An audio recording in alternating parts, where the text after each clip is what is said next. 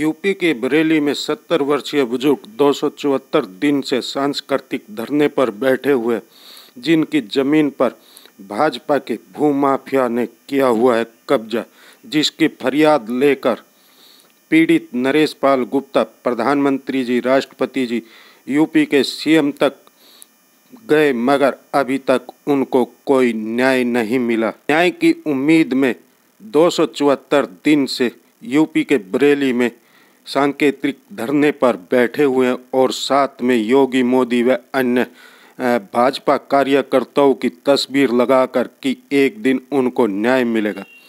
आइए हम सुनाते हैं पीड़ित नरेश पाल गुप्ता का क्या कहना। मैं नरेश पाल गुप्ता 70 वर्षीय वरिष्ठ नागरिक एवं भाजपा सदस्य जनपद बरेली उत्तर प्रदेश, मेरे व मेरे पुत्रों के नाम से तहसील फरीदपुर जनपद बरेली उत्तर प्रदेश में खसरा नंबर 541, 542, 544 बिजला, 544 बा, 559, 560 नंबरों से संक्रमणीय भूमि है।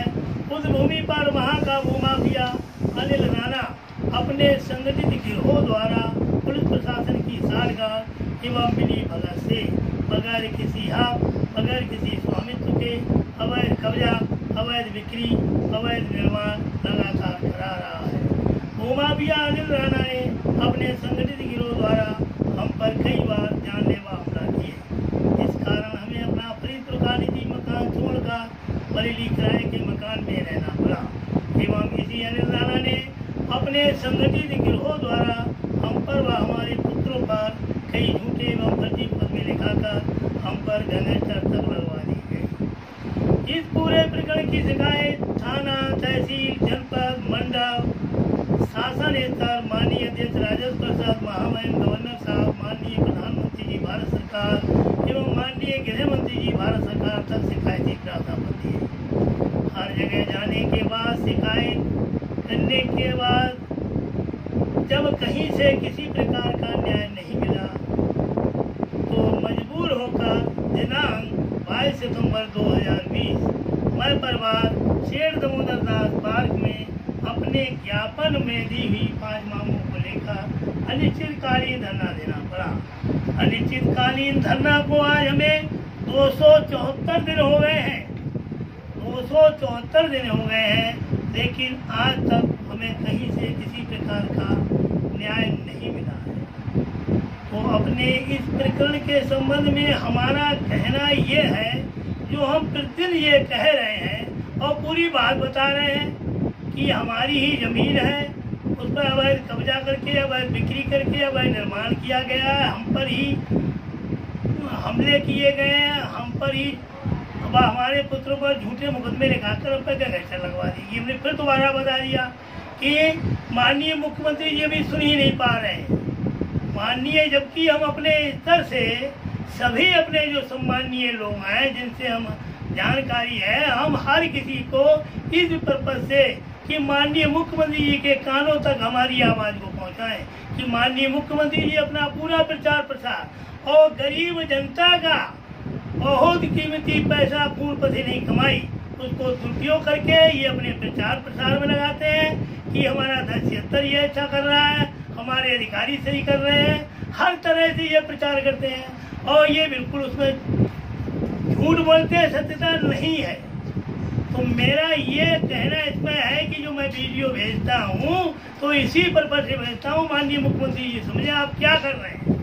आपका ना पोर्टल 1076 काम करता है और ना जो आपने सीनियर सिटीजन का बनाया है 14,567 और ना आपके यहाँ जो एसडी साहब है वो कार्य करते हैं, ना आपके अधिकारी। तो हमें तो ये मालूम होता है माननीय मुख्यमंत्री जी आपने ही अधिकारियों की सबकी बुद्धि भ्रष्ट की है, इसलिए ये ऐसा हो रहा है। तो हम आज ये बता रहे हैं, हम सब लोगों को भेज रहे हैं। तो हमारे माननीय मुख्यमंत्री जी में अभी ये इंसानियत और मानवता नहीं है क्या कि ये क्या हो रहा है, तो इनकी जानकारी में नहीं है। और जिस भूमाफिया ने राणा को उसके गिरोह को संरक्षण दे रहे हैं, तो मेरे पास पूरा प्रमाण है, क्योंकि तहसील फरीदपुर का बरेली जनपद का मामला है। आप देख ले, भूमाफिया ने राणा वास्तव में पोर्टल भी नहीं है, वो वोट भी और किसी को देता है, उसका काम अवैध कार्य करने का है। तो माननीय मुख्यमंत्री जी आप क्या हैं? आप माननीय मुख्यमंत्री जी आप संविधान के तहत तो हैं, लेकिन आपके कार्य बिल्कुल एक इंसान जैसे भी नहीं है। कहना पड़ रहा है दुख के साथ, क्यों मेरा मानसिक उत्पीड़न हो रहा है, शारीरिक हो रहा है, आर्थिक हो रहा है, हर तरह से उत्पीड़न हो रहा है। और आप करते हैं राम राज्य की बात। आप इसमें ये देखें, ये राम राज्य जैसा क्या आप राम को बदनाम कर देंगे? जो हमारे मर्यादा पुरुषोत्तम हिंदू धर्म का और सभी लोग राम को मानते हैं, आप राक्षसों से भी बुरा राज्य कर रहे हैं। तो माननीय मुख्यमंत्री जी आप अपनी सद्बुद्धि लाएं। हम प्रतिदिन आपको अपना वीडियो अपने तरफ तो भेजते हैं और मिलता है, क्योंकि ऐसा होता नहीं, छोटी बात आपके कानों तक पहुंचती है। और इतना घनघोर अपराध अत्याचार हमारे साथ हो रहा है, जो आपको बताया जाति का भी बनियाओं पे तो सब बात की है, जब बताई जाएंगी डिटेल में। और जब इस प्रकरण में हमें ये भी हमने कहा है कि जब तक हमें यह प्रकरण में इसमें न्याय नहीं मिलता है, तो हम 15 अगस्त 2021 से आपकी कार्य प्रणाली क्या है, राम राज्य की है, इंसान को समझते हैं, मानव को समझते हैं, क्या समझते हैं।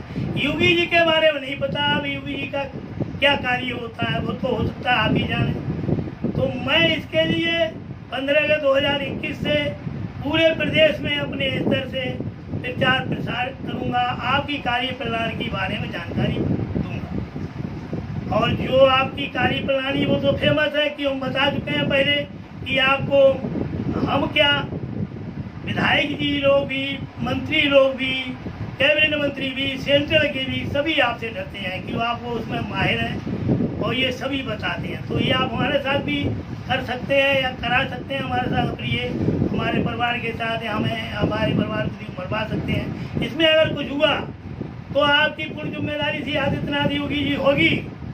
क्यों हम इस प्रकार में ये है सब सत्यता के बारे में बता रहे हैं, सब प्रमाण है, और फिर भी आप नहीं सुन रहे हैं। कहने को बहुत कुछ है, लेकिन संक्षेप में बता रहे हैं आप राम राज्य नहीं, आप राक्षसों से भी बुरा राज्य कर रहे हैं। प्रत्यक्ष प्रमाण है। आप तहसील फरीदपुर दूर से रहिए, तहसील फरीदपुर जनपद बरेली है, आप देख लें। हम तो ये बोल भी रहे हैं भगवान की जो शक्ति है, जो भगवान ने शक्ति दी उस आधार से बहुत से लोग इसने जेल में डलवाया, मरवाया भी है, और उनकी क्या नाम, उन पर गैंगस्टर तक लगाई वो फरीदपुर में ही है, और हमारे माननीय एमपी साहब के भी खास हैं। लेकिन इनकी डर की वजह, आपकी डर की वजह से तो ऐसा घनघोर अत्याचार ना हो, आपको सद्बुद्धि आए।